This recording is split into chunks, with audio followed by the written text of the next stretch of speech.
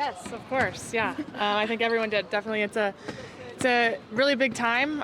It's exciting to see players speak out and speak up about what's going on in our league and where our league can go and changes that need to be made. And I know you're talking about Fee's interview, and I think when it comes down to it, I think I agree with everything she said. We're at a really important time in the league, and changes need to be made. And so you're seeing her talk about that, and I'm really proud of her for making that statement today.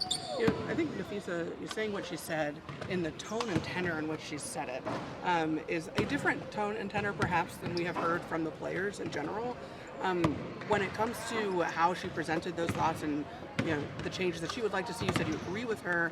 How do you feel in terms of that tone being representative of where things actually stand rather than the PR machinations we've all become used to in the last couple of months? I think, we're the players that are driving this change. And regardless of how it's said, I think the messaging stands the same from the players' perspective is things need to change, reffing needs to change, leadership needs to change. I think, our league is at a spot that it hasn't been in the past 10 years. We're growing exponentially, and we need change to mirror that. And I think where the players see the league going is different than where leadership sees the league going, and somehow we need to see that align. And I think the CBA negotiations will help hopefully get us there. When you're saying leadership needs to change, can you just clarify what you mean by that? Are you saying the actual leadership needs to change, or their? I just think we need to get in the same minds, get to the same point, and come to an agreement somehow. And regardless of how that happens, I think that's in the best interest of both sides, players and leadership. Have there been any agreements between the sides?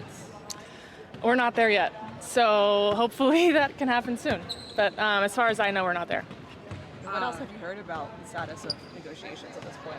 I think where we see the value isn't necessarily getting reciprocated. I don't think that we're given the chance to we're not getting compensated for what we feel like we're bringing, and I think that needs to change. Just to clarify, pass this question real quick, there are no issues at all, travel or charter or anything like that has been agreed upon yet, or just? I'm not sure. Okay, got it. Yeah. Fee had mentioned in her statement that she received a lot of messages from people after the play, just checking in on her. Had she reached out, to your knowledge, to anyone that she was going to make a statement? I don't know. Today? I don't know. But not to you? No, not to me. As a team, you guys have been a little bit streaky shooting-wise. I know part of that is Nice! Yes! Where's the game tonight? I know part of that is just basketball, but how about for you yourself? Anything different between a game where you make 5 threes versus one where you're not as hot? Taking the same shots, taking the open shots, I think that's all we can really do, and especially for the playoffs, you're going to have games and the ball's not going in as frequently, and so continuing to just show up and attack the game the same way and take the right open shots, the right open plays. It's going to be the same way we attack it.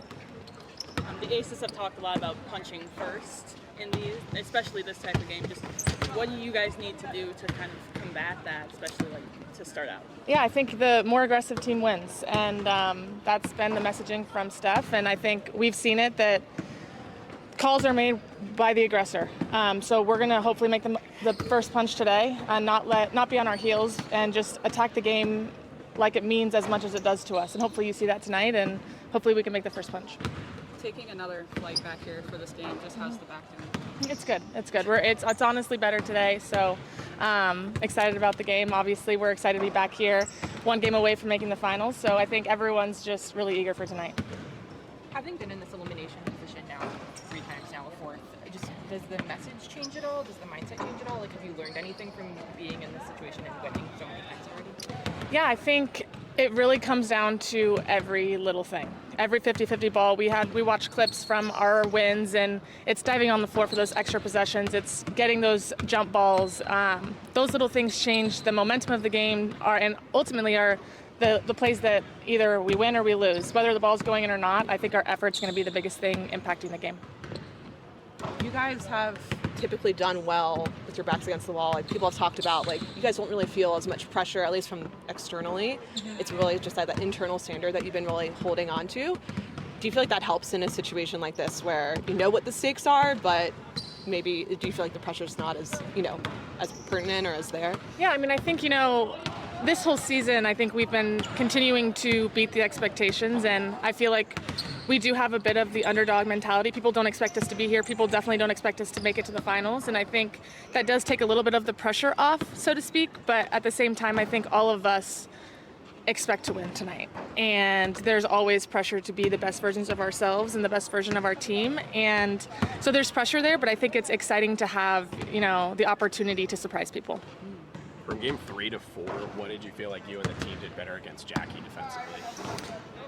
I think just slowing her down, keeping her in front of us, contesting. She's really good when she has a straight line to the basket, so trying to limit those opportunities for her. But I think so much of our defense comes from good shots offensively, not letting them get as many points in transition, not letting them get as many points off a second chance opportunities. So I think all of that combined kind of helps slow her down. How big of a piece would you say Odyssey has been, especially in those games that are super successful for you guys, but just as a vet in this league, a vet for your team? Yeah, I mean, we knew from the moment she came in here that she is very hard to guard. She's so quick. She's a good guard.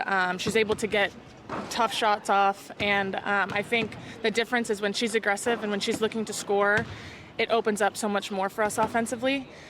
So for her to have a really great game last game definitely was a big difference maker for us. And we need her to continue to be aggressive, continue to look for her open shots, and hopefully see the ball go in a lot tonight. Obviously that's what we want for everyone, but I think for her especially it helps keep her going on both sides of the court.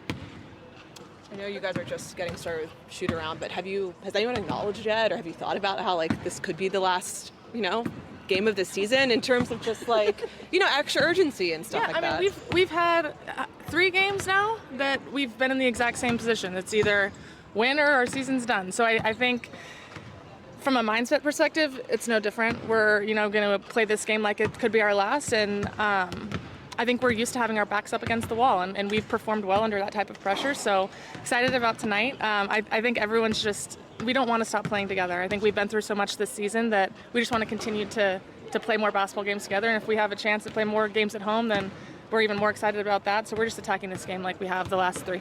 I know a lot of fans are superstitious and wondering what color jacket you might wear tonight. First of all, I want to clarify that it's not the same red jacket. I haven't worn that 5 times. I have various forms of red leather jackets, and I do have a red leather jacket for tonight, yes. The maroon one? Yes, it is. That was my purchase in Italy at the Olympic break last year. It's coming handy. Mm-hmm. Yeah. Yep. What's going to be key in game 5 tonight? Us staying aggressive on the offensive end, our pace, no doubt. Us our defending without fouling. I thought our activity level and aggressiveness on both ends was much better in game 4, and that's going to be critical. After watching the film of Game 4, do you feel like you learned anything new about the Aces, or it's just you kind of know what there is to know, you just got to execute against them? Yeah, I mean, they made a few little changes, and that's kind of what it's about, like micro adjustments right now in this game. And I think we've got to make sure that our attention to detail, because they've got experience in these moments. They've got experienced players. I mean, they have 5 Olympians, and so we've got to make sure our attention to detail is on point. It's critical for us. We cannot have lapses. The margin for error continues to get smaller. They understand the mentality and sense of urgency that it takes. Our group is learning that, and so there are going to be some things that we have to go through that we haven't been able to necessarily teach that we can talk about. But I'm hoping throughout the course of the series, our team has learned some of that and is ready to go. Stephanie came over here and said never a dull moment. Yeah. We all have probably seen the statement from Nafisa Collier, heard around the world, I guess, but as somebody who's been around this league for a long time, as both player, coach, etc., you know how rare it is for a player to say something with the level of intensity that Nafisa did today. So what are your thoughts on how she said what she said and what she said? Look, I have a lot of respect for Fee. I mean, she quietly always goes about her business. She has been a dominant player in our league and on the global stage. She understands. She's been a part of the PA and understands the business side of it, as well as the basketball side of it. I'm thankful that we have strong women that are willing to say the things that matter and say the things that will move the needle for change. All right. One more. Flashing back to 98 in the tournament second round. Sounded like Becky got off to a hot start in the first half. What do you remember Like, where about? are we going with this? What do you remember about that game? I know it wasn't the biggest win over the course of your tournament career, but I don't remember a lot because a lot of life has happened since then. I remember we were at home, and I remember, certainly being able to get the win, but ultimately how much respect, I have for Becky as a competitor, in that environment. Our paths had crossed for a long time growing up, and, her and Kurt Miller, because Kurt Miller was on the opposing bench at that time as well. And, our friendship kind of started and grew from there. But, I just remember she's the ultimate competitor. She always has been. And throughout the course of her career in the W as a player, especially, just the way that she went about her business. I mean, to go undrafted, to work her way into being a Hall of Fame, player in this league, to be a student of the game, to break through barriers on the NBA side. I mean, I have so much respect for her and the way that she's gone about it. But I'm just thankful in 1998 that we came away with the win.